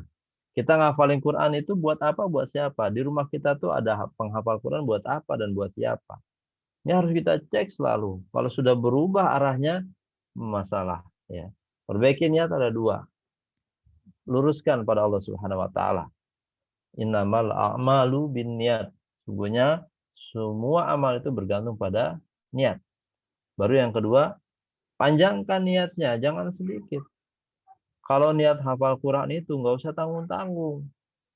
Saya mah juz 30 juga sudah empot-empotan, sudah capek. Ya tanggung banget itu. Kalau kita mau ngafalin Quran, niatkan langsung sampai 30 juz. Ya. Niatkan langsung 30 juz. Ya. Tapi saya sudah tua. Memang seberapa tua? Ya. Kuncinya adalah mau. Kalau kita mau, insya Allah bisa. Apakah bisanya 5 tahun, 10 tahun, 15 tahun, tapi insya Allah bisa. Gitu ya. Nah, yang kedua adalah perbanyak istighfar. Sucikan jiwa kita. Karena orang-orang yang bisa memikul Quran ini adalah orang-orang yang suci. La yamassuhu ilal mutahharun. Quran ini amanah yang luar biasa. Yang kata Allah Subhanahu wa taala, "Lau anzalna hadzal Qur'an ala jabal." Kalau sekiranya Allah turunkan Quran ini kepada gunung, bayangkan. Kalau Quran ini turunkan ke gunung gitu ya. Ala jabalin khasyi'an mutasaddiam. Tahu khasyi'an mutasaddiam min khasyatillah. Maka kemudian gunung itu akan pecah, hancur lebur karena takut pada Allah Subhanahu wa taala. Ya, makanya sucikan jiwa kita. Cirinya apa sih? Kalau saya mendiagnosanya gampang. Coba ibu buka Quran, bapak buka Quran, terus baca. Pakai stopwatch. Pakai apa? Stopwatch ya. Stopwatch yang di handphone kah atau di jam itu. Baca Quran, pakai stopwatch. Mulai baca Quran, kita mulai stopwatchnya. Nah, baca ya. Bismillahirrahmanirrahim terus. Lalu kemudian ketika kita mulai bosan, berhenti, mati stopwatchnya. Cek berapa menit kita bisa bertahan. 10 menit kah? 20 menit kah? Atau bahkan cuma 5 menit? Naudzubillah. Semakin sedikit waktu kita bertahan, kemungkinan masalah iman kita luar biasa. Masalah dosa kita banyak sekali. Maka kata Allah Subhanahu wa taala, la yamassuhu illal mutahharun. Tidak ada yang bisa menyentuh Quran kecuali orang-orang yang mutahharun, mensucikan dirinya. Dan yang ketiga, kuatkan dengan doa. Minta pada Allah Subhanahu wa taala. Ya. Saya nggak tahu, apakah Bapak Ibu pernah berdoa khusus, ya Allah, misalkan bahasa Indonesia ya, ya Allah, jadikan aku penghafal Al-Quran. Aku ingin hafal 30 juz Al-Quran. Kalaupun bacaanku kurang bagus, tolong ya Allah bantu aku menemukan guru yang terbaik, yang bisa mengajarkanku dengan baik, sehingga aku bisa membaca kalammu dengan benar. Ya Allah, aku ingin hafal 30 juz, dan aku bisa gunakan hafalan itu untuk menambah zikir padamu. menambah pahala kepadamu. Apakah pernah kita berdoa dengan seperti itu? Apakah kita secara khusus pernah meminta untuk hafal 30 juz atau belum? Atau kita meminta, ya Allah jadikan anak keturunan saya penghafal Quran. Ya, kalau sudah, alhamdulillah, perbanyak doanya. Kalau belum, mulai dari sekarang. Ya, kita mulai untuk menguatkan doa kita. Kalau kita pengen membuat rumah kita dipenuhi penghafal Quran, jangan lupa 3 hal ini. Perbaiki niat kita. Buat apa? Anak kita hafal Quran buat apa? Buat dibanggakan. Nggak bisa kita bawa banggaan ini, nggak bisa kita bawa. Ya. Tidak akan masuk surga. La yadkhul jannah. Barang siapa tidak akan bisa masuk surga orang yang dalam hatinya ada kesombongan meskipun sebesar biji zarah. Ya. Anak kita menghafal Quran supaya dia tetap dekat dengan Allah. Ya. Bukan untuk lomba. Ya, kalaupun ikut lomba silakan, tapi mudah-mudahan menang tidak membuat kita jadi jumawa, jadi sombong. Apa sih artinya kemuliaan di dunia? Kita hanya berharap kemuliaan akhirat. Lalu sucikan jiwa kita, bersihkan. Jangan-jangan kita memang belum bisa lama-lama baca Quran karena dosa kita terlalu banyak. Dan jangan lupa berdoa. Ya. Yang kedua, persiapan mindset. Yang kedua, persiapan objek. Siapa yang akan menghafal Quran?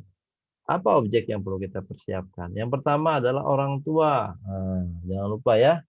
Dalilnya surat At-Tahrim ayat 6. A'udzubillahi minasyaitonirrajim.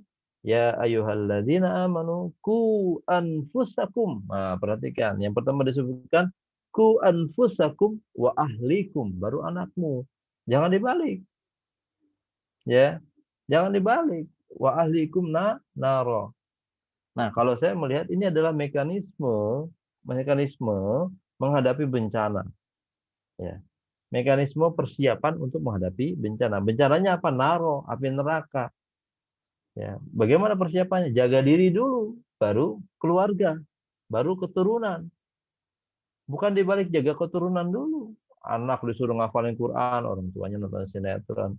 Jangan dibalik. Orang tua dulu nyontohin. Orang tua dulu ngafalin Quran, meskipun tidak sebaik anak juga tahu. Tapi anak akan melihat, subhanallah, ibu saya, bapak saya yang sibuknya luar biasa, ibu saya yang usianya sudah lebih tua dari saya, masih semangat menghafal. Meskipun penglihatannya berkurang, tapi luar biasa. Saya sebagai anak harus lebih baik, harusnya begitu. Ingat pada saat kita naik pesawat. Ketika kita naik pesawat, lalu kemudian di pesawat ada pramugari mengatakan, ya kan salah satu sebelum berangkat pesawat itu kan ada safety induction, petunjuk keselamatan.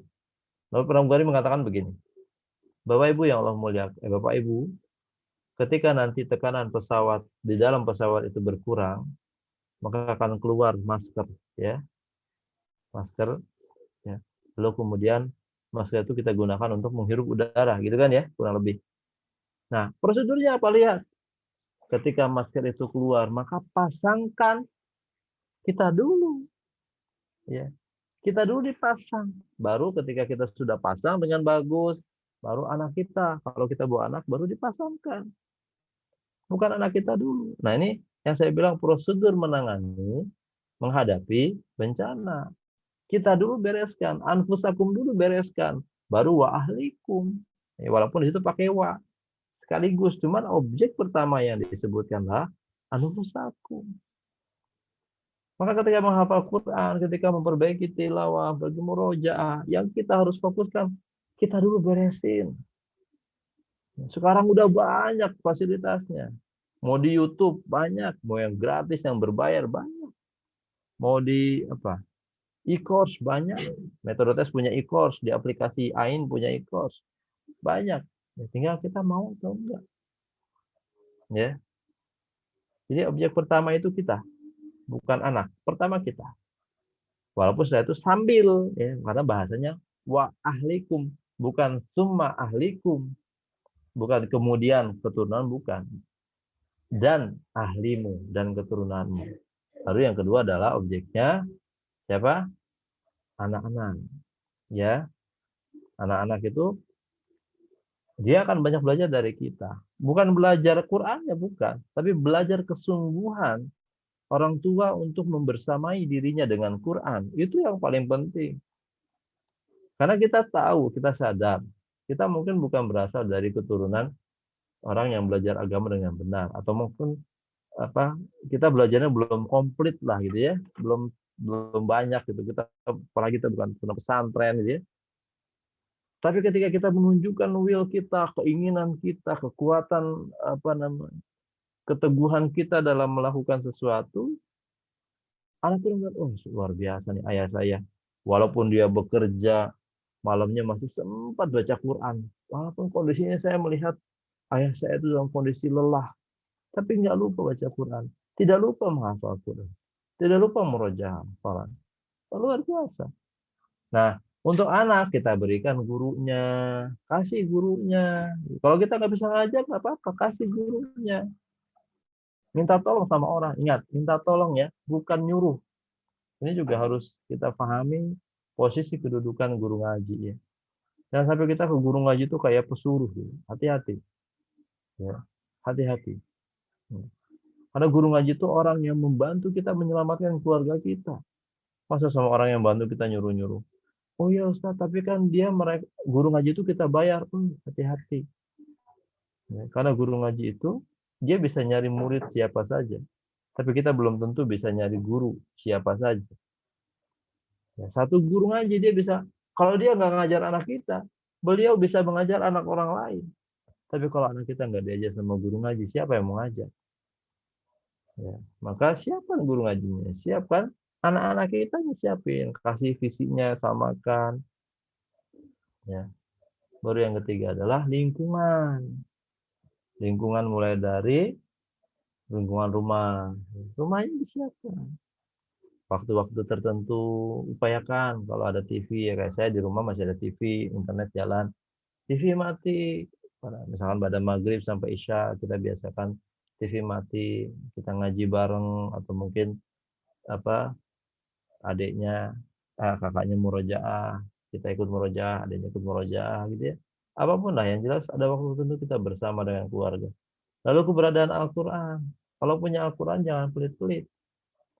Ya sedikit-sedikit. Ya beberapa punya. Kalau bisa di kasur kita ada, di ruang tamu ada. Ya. Bukankah kalau kita beli HP itu harus banyak kan ya? Kalau punya duit mungkin beli 5 kayaknya HP itu. Ada satu buat menghubung ini, satu menghubung itu. Masa untuk Quran kita harus pilih. Ya kalau nggak punya ya nggak apa-apa. Satu cukup. Gitu. Tapi kalau punya, upayakan di ruang tamu ada, di kamar ada, ya, di tempat-tempat yang bisa sering kita ketemu, di ruang belajar dan sebagainya. Dan juga lingkungan itu adalah lingkungan sekitar rumah.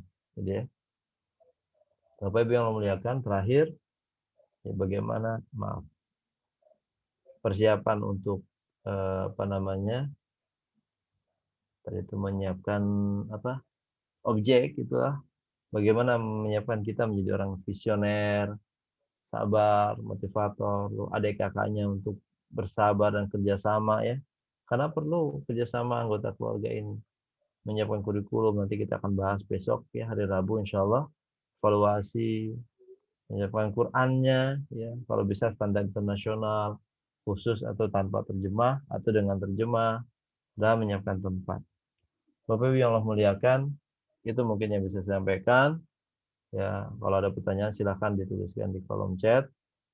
Nanti mudah-mudahan bisa dijawab.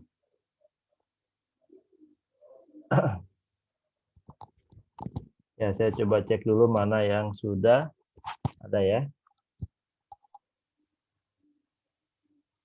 Pertanyaan-pertanyaannya, bagi Bapak Ibu yang ingin bertanya, silahkan nanti bisa raise hand ya, bisa mengangkat tangannya. Kalau ada pertanyaan, dan mungkin dari, ini. Ada berapa yang udah masuk lewat chat ya. Yang pertama, tadi ada pertanyaan tentang SD Tahfiz. Bu Sri, masih ada Bu Sri?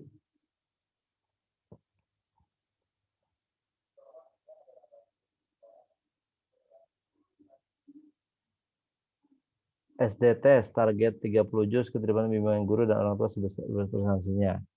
Bapak Ibu yang Allah muliakan, pertama kali yang harus kita pahami bahwa tanggung jawab pendidikan Quran, pendidikan akademis, pendidikan yang membawa anak kita masuk dalam surga, itu ada di kita sebagai orang tua. Itu yang pertama harus kita pahami. Baru kita serahkan, kalau kita nggak mampu, kita minta tolong dong Ibu Kepala Sekolah, tolong dong Ibu Pak Guru, bantu saya untuk mendidik anak saya. Nanti kita komunikasi kalau ada yang kurang gitu. Ini persepsi yang harus kita bangun dulu di awal. Lalu untuk target 30 juz pertama di SD Tahfiz tidak ada PR. Ya, jadi mereka menghafal langsung di sekolah. Di rumah hanya diminta untuk murojaah dan utamanya sebenarnya tilawah, ya. Keterlibatannya. Oke, kita akan jawab pertanyaan yang langsung dulu. Siapa? Keizra, Zul Handrayani.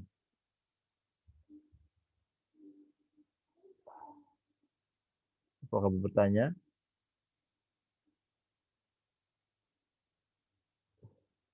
Bu Keizra ya. Saya cek. Pertanyaannya, ya dia. Oke, yang mau bertanya silakan buka mic-nya langsung. Bu Keizra, kayaknya Bu Keizra ya. Silakan Bu. Boleh dinyalakan ini Bu? Nggak bisa. Oh ya.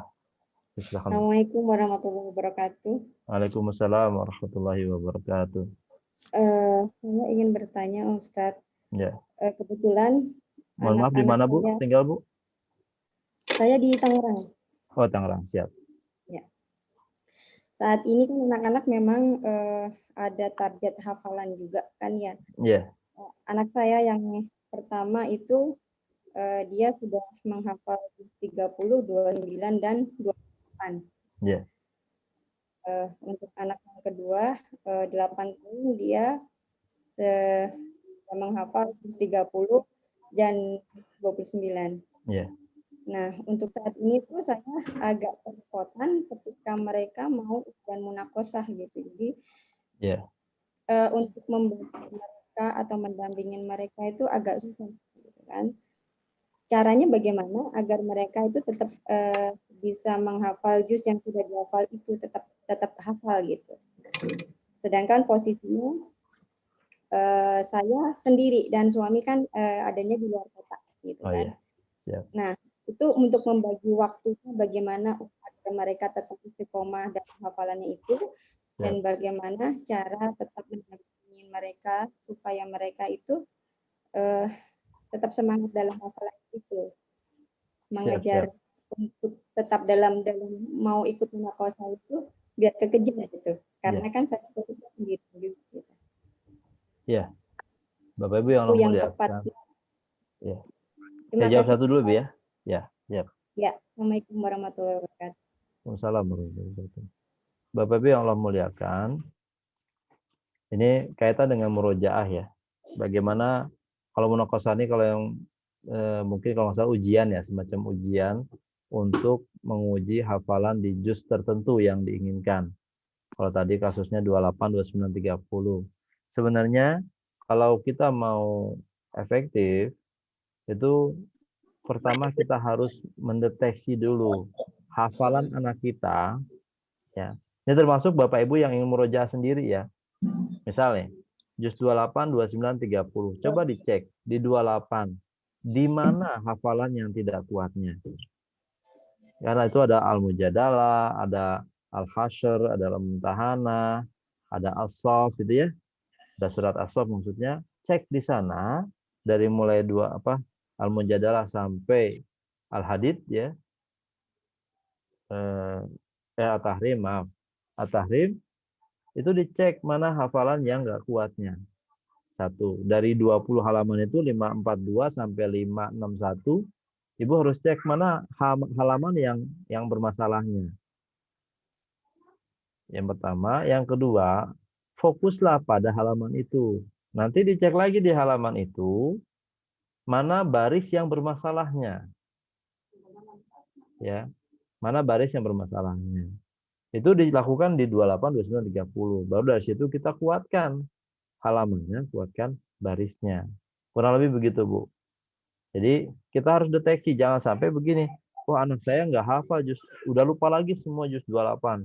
Hati-hati. Kemungkinan besar dia lupa juz 28, tapi tidak semua. Nih, kata-kata semua ini berbahaya sebenarnya. Makanya kalau Ibu baca hadis Muslim, itu ada Rasulullah melarang. Ya. Janganlah kalian mengatakan, saya lupa ayat ini dan ayat ini. Saya lupa surah ini dan surah ini. Itu nggak boleh. Kada wa kada. Ya.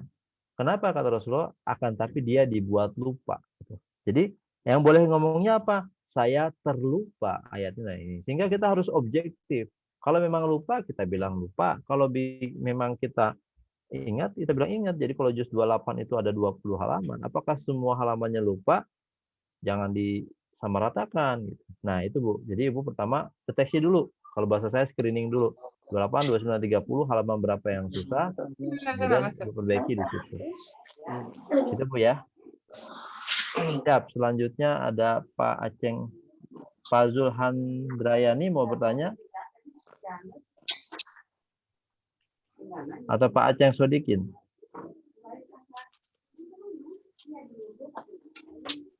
Kalau nggak ada, kita akan jawab dulu.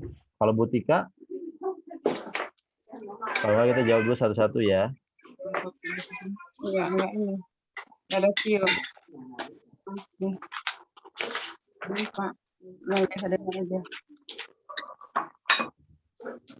Untuk SDTes. Ya. Saya sekarang masih online, tapi sekarang sedang dicoba offline ya. Lagi, jadi kita sedang persiapkan kayak gurunya harus divaksin dan sebagainya. Hafal 30 juz secara detailnya sebenarnya ada ininya, ada di sekolah ya. Jadi cukup sehari 2 jam, 120 menit selama 5 hari seminggu. Kursi khusus tidak ada, Cabang Bandung adanya di Balai Endah. Balai Endah enggak ada khususnya. Paramam ya. Biasa. Ya ayam.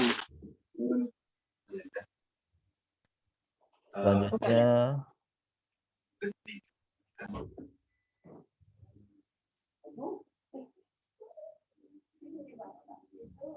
waktu yang baik untuk menghafal kapan dan bagaimana caranya murojaah?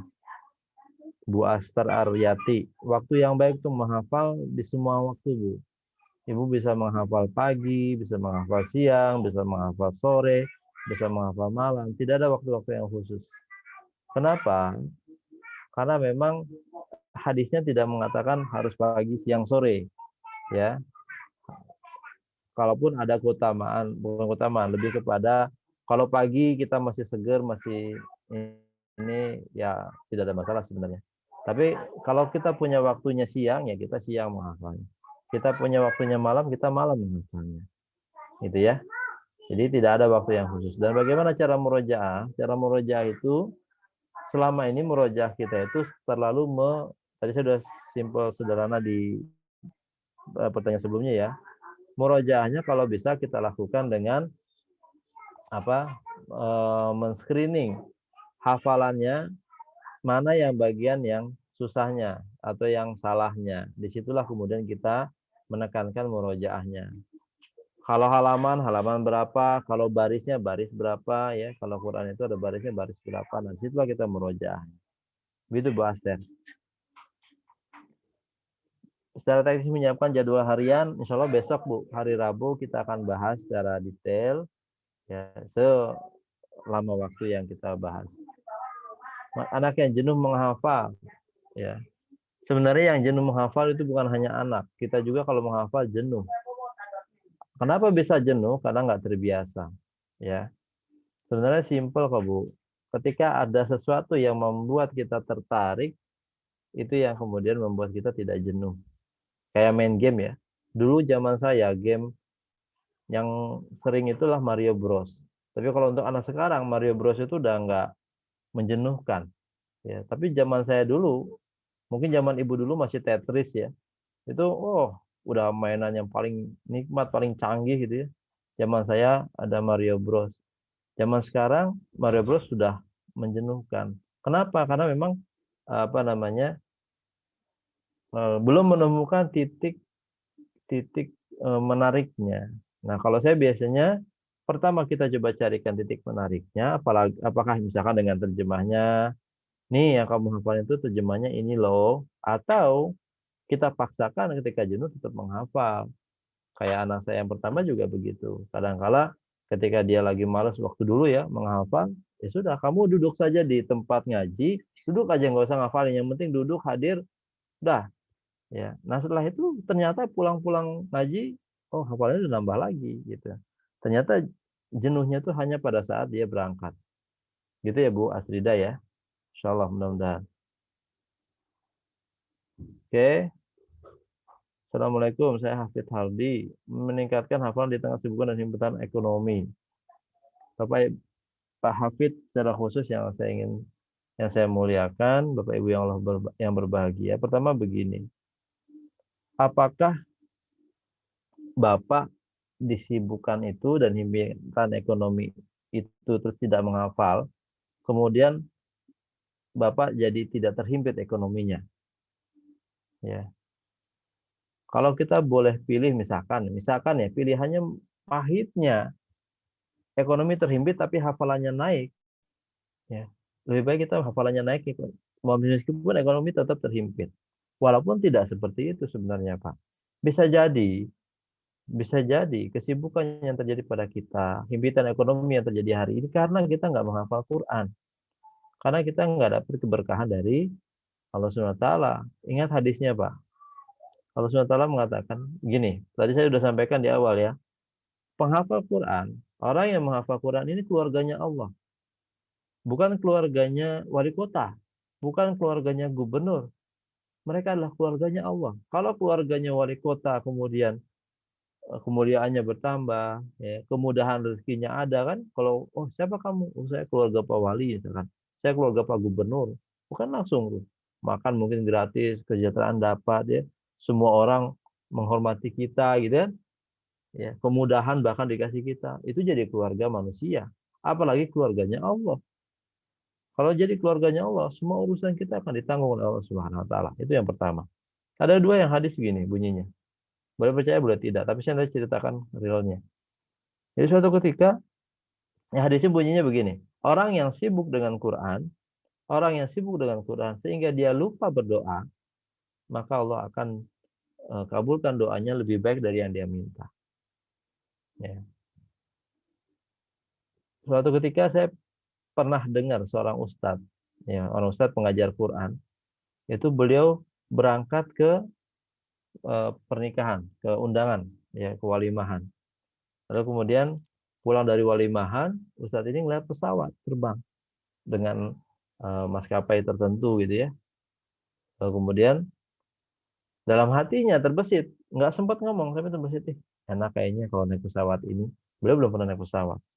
Tapi suatu ketika nggak lama kemudian beliau naik pesawat, maskapainya persis di tempat yang sama seperti beliau waktu itu melihat, ya.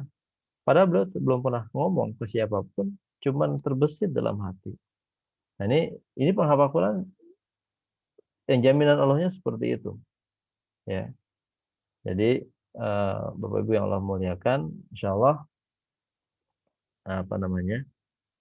kalau kita menghafal Quran, Allah yang akan menjamin kehidupan kita. Walaupun bukan berarti setelah menghafal Quran kita berhenti dari bekerja, enggak, tetap bekerja tetap, tapi kegiatan kita akan lebih berkah. Aktivitas kerja kita lebih berkah. Kerjanya mungkin tidak terlalu lama tapi berkah, dapatnya berkah. Gitu ya. Ustaz, bagaimana tentang anjuran iman sebelum Al-Qur'an? Untuk anak ini baiknya dia dulu mencintai Al-Qur'an saja dulu. Nah, sekarang sebenarnya yang kita bingung sebenarnya pertanyaan mencintai Al-Quran itu akan seperti apa? Apakah kita bilang sama Quran, Quran aku mencintaimu misalkan, ya. Atau bagaimana anjuran mencintai Quran gitu? Ini yang kemudian sebenarnya nggak perlu dibenturkan iman dengan Quran. Apakah kemudian orang yang belajar Quran itu pasti imannya bermasalah misalkan? Kan tidak ya? Ya, gara-gara dia baca Quran, imannya rusak misalkan. Kan enggak. Justru orang yang beriman itu, orang yang mencintai Quran, imannya akan bertambah. Walaupun tidak otomatis, tapi kemungkinan besar akan bertambah. Ingat surat Al-Baqarah ayat 120, 121. Ya, ketika Allah mengatakan, Qul inna hudallahi huwal huda, wala ini taba'ta ahwa'ahum ba'da alladzi ja'aka minal ma'ruf, malaka minallahi min wali alladzina atainahumul kitaba yatlunahu haqqa tilawati. Al-Baqarah 120, 101. Ketika Allah mengatakan petunjuk Allah itu sebenarnya petunjuk, ya. Barang siapa yang mendekati Allah, ya, maka kemudian wala ini taba'ta ahwa'ahum, barang siapa yang mengikuti hawa nafsunya setelah mendapatkan ilmu, malaka minallahi min wali wala nasir, maka Allah tinggalkan dia. Allah tidak akan jadi pelindungnya, Allah tidak akan jadi penolongnya. Ya, itu kalau mengikuti hawa nafsu. Bagaimana tidak mengikuti hawa nafsu itu di ayat 121. Alladzina atainahumul kitaba yatlunahu haqqa tilawati. Jadi iman dan Quran ini nggak boleh dibenturkan. Tidak boleh ini dulu baru itu dulu baru ini, bukan. Ya. Dan kalau misalkan pertanyaannya sebenarnya harus diperpanjang kalau seperti ini. Kalau iman dulu, kapan imannya beres baru Quran? Gitu kan? Nah, makanya dua-duanya harus berjalan seiringan. Iman kita tingkatkan, Al-Qur'annya kita perbaiki interaksinya. Begitu ya, Bu? Ustadz, demo rumusan dasar PD, namun terkadang kita ketika ingat dosa, mengurangi rasa PD. Bagaimana caranya? Dengan perbanyak istighfar, kuatkan doa. Ya, perbanyak istighfar, kuatkan doa. Insyaallah.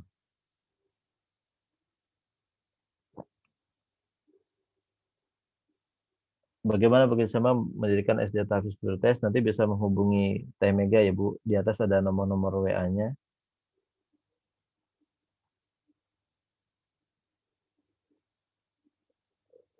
Lagi memperbaiki kualitas tilawah atau murojaah atau menambah hafalan. Mana dulukah yang harus kita dahulukan?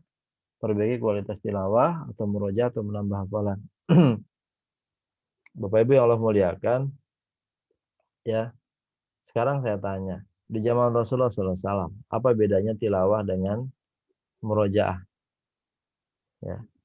Apa bedanya tilawah dengan murojaah? Tilawah itu kalau orang suka itu kan dia baca Quran begini, megang Quran, baca, itu tilawah. Kalau murojaah, kadang-kadang nggak baca Quran, gitu ya. Murojaah. Misalkan tilawah juz 30, dia ambil Quran, baca juz 30. Kalau murojaah juz 30, dia kemudian tinggal tutup Qurannya, dia baca juz 30.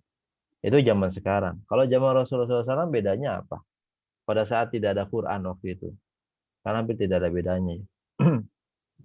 Sama aja, karena memang aktivitas sama. Murojaah dengan tilawah itu sebenarnya aktivitas yang sama. Karena objeknya sama, Al-Quran. Ya, terus mana yang kita dulukan? Sebenarnya tidak harus ada yang lebih dulu, lebih belakangan. Ya, tinggal diatur waktunya. Misalkan ya, saya kasih tipsnya. Murojaah pada maghrib, menghafal pada subuh, 30 menit nggak usah lama. Lalu tilawah 10 menit per 2 jam. Insya Allah akan lebih mudah. Bapak Ibu yang Allah muliakan, saya akan bahas satu pertanyaan langsung. Barangkali ingin bertanya secara langsung, silakan mic-nya dibuka saja. Ini luar biasa banyak pertanyaannya. Tapi nanti saya coba jawab secara di YouTube saya, insya Allah. Apakah ada yang ingin bertanya langsung? Kalau tidak ada, Bu Sri, monitor.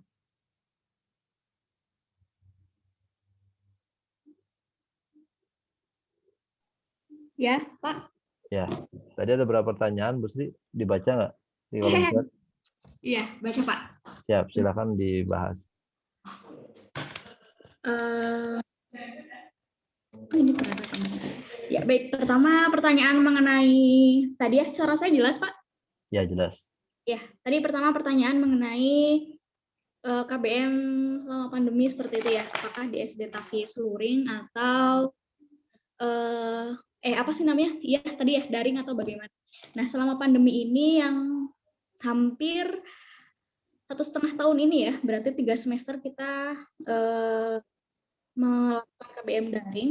Nah, untuk 2 semester ini kita menggunakan metode blended learning, yaitu mencampur antara KBM offline dan KBM online. Jadi untuk KBM offline-nya itu berarti kami menggunakan sistem luring. Sistem luring Nah, sistem luring ini masih dibagi menjadi 2, luring ke sekolah dan juga luring di rumah orang tua peserta didik. Nah, untuk beberapa peserta didik yang memang memiliki kriteria pertama berkebutuhan khusus, terus kedua peserta didik kelas bawah yang memang sangat bermasalah atau terhambat dengan KBM tahfiznya, kami izinkan untuk luring di sekolah. Nah, sedangkan sisanya luringnya di rumah peserta didik seperti itu. Tapi untuk semester ini kami sudah mencoba untuk luring di sekolah. Jadi digilir dengan menggunakan protokol kesehatan dari kelas 1 sampai kelas 3, kelas bawah terlebih dahulu kami utamakan karena mengejar evaluasi tahsinnya ya pada mata pelajaran pada KBM tahfiz. Jadi kami sudah mulai luring di sekolah, tapi masih berkala dan jadwalnya 1 kelas 1 pekan. Nah, untuk KBM daringnya kami menggunakan 4 metode pembelajaran. Kami menggunakan metode video conference, terus menggunakan video materi, terus menggunakan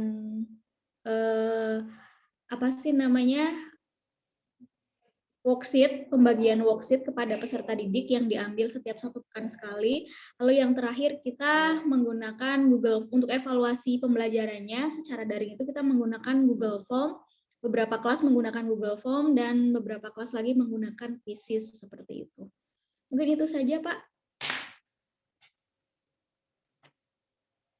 Pak Jemi. Bapak Ibu yang Allah muliakan, ya insya Allah pertemuan kita malam ini sampai di sini.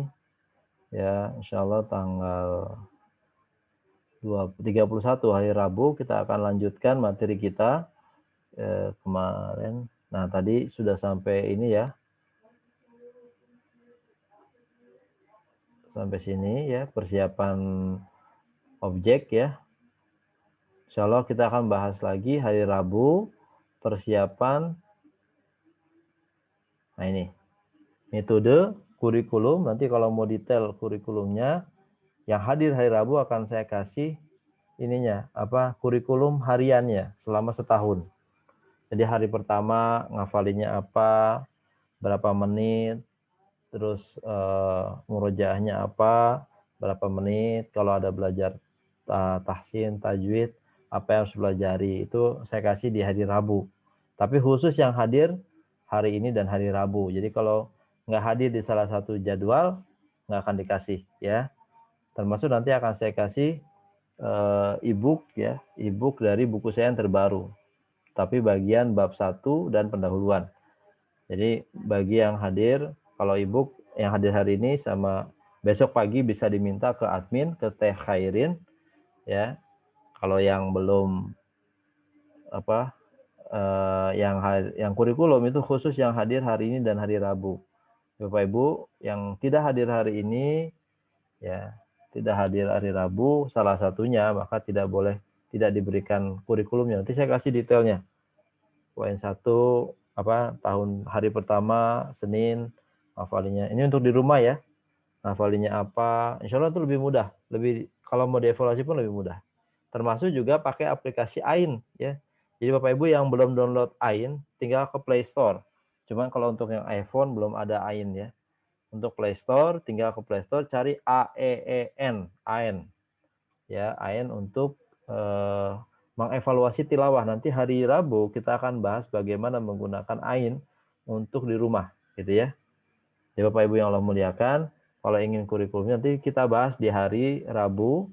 Kita akan persiapan metodenya bagaimana, kurikulumnya bagaimana, dan satu lagi adalah bagaimana mengevaluasinya dengan aplikasi AIN. Bapak Ibu yang Allah muliakan, demikian acara kita malam hari ini. Mohon maaf atas segala kekurangan ya. Insya Allah untuk PO Quran, PO buku ya, nanti tolong klik yang link tadi ya. Sekarang belum bisa PO, masih bisa waiting list saja untuk buku ya. PO-nya nanti 1 Ramadan insyaallah. Kita tutup dengan berdoa ya. Kita doa sama-sama. Ya, salah satu doa yang juga harus kita panjatkan hari-hari ini adalah semoga Allah berikan kesehatan pada kita semua. Astaghfirullahaladzim, astaghfirullahaladzim, astaghfirullahaladzim. Alhamdulillahirabbil alamin. Hamdan syakirin, hamdan na'imin, hamdan yuafi ni'amahu wa yukafi'ul mazidah. Ya Rabbana laka hamdu kama yanbaghi li jalal. Ya Rabbana laka hamdu kama yanbaghi li jalali wajhika wa 'azimi sultanik. Raditu billahi rabba wa bil islami dina wa bi Muhammadin nabiyyan wa rasula. Raditu billahi rabba wa bil islami dina wa bi Muhammadin nabiyyan wa rasula. Allahumma ja'alna min ahlul Qur'an alladhina hum ahluka wa khassat. Allahumma ja'alna min ahlul Qur'an alladhina hum ahluka wa khassatuk. Allahumma ja'alna min ahlul Qur'an alladhina hum ahluka wa khassatuk. Allahumma ja'alil Qur'anal 'azima rabi'a qulubina wa nura sudurina wa jalaa'a ahzanina wa dhahaba humumina wa ghumumina bi rahmatika ya arhamar rahimin. Subhana rabbika rabbil izzati amma yasifun. Wassalamun alal mursalin. Walhamdulillahi rabbil alamin. Bapak Ibu yang Allah muliakan, terima kasih kebersamaannya. Kita kalau berkenan kita akan foto dulu, foto bersama. Jadi tolong videonya dibuka ya. Kita akan foto bersama. Ya, mudah-mudahan fotonya nanti dicatat malaikat ya. Videonya dibuka. Nah, alhamdulillah sudah pada buka ya. Yang belum buka segera buka, kita akan foto. Sambil senyum ya. 1, 2, 3. 1, tenang ada 6.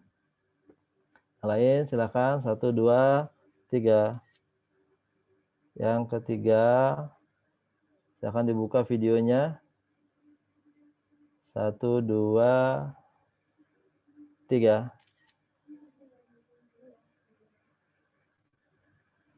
Yang keempat.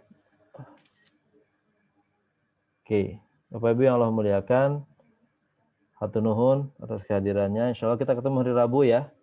Hari Rabu ketemu dan insya Allah saya akan bagi itu kurikulumnya secara detail, bentuknya Excel dari hari pertama sampai hari ke-365 insya Allah. Jadi kebayang nanti hafalan kita akan sampai mana, setahun akan gimana. Saya berharap Bapak Ibu yang hadir di sini ya kita hafal Quran semua insya Allah 30 juz ya. Nggak usah lama-lama, 5 tahun saja.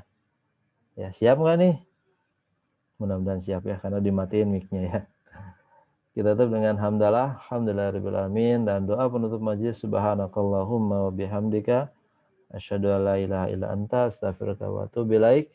Billahi sabil haq. Assalamualaikum warahmatullahi wabarakatuh.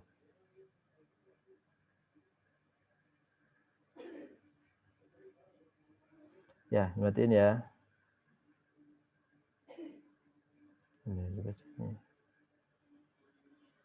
Silakan yang ingin meninggalkan, saya lagi ngeliat chat dulu.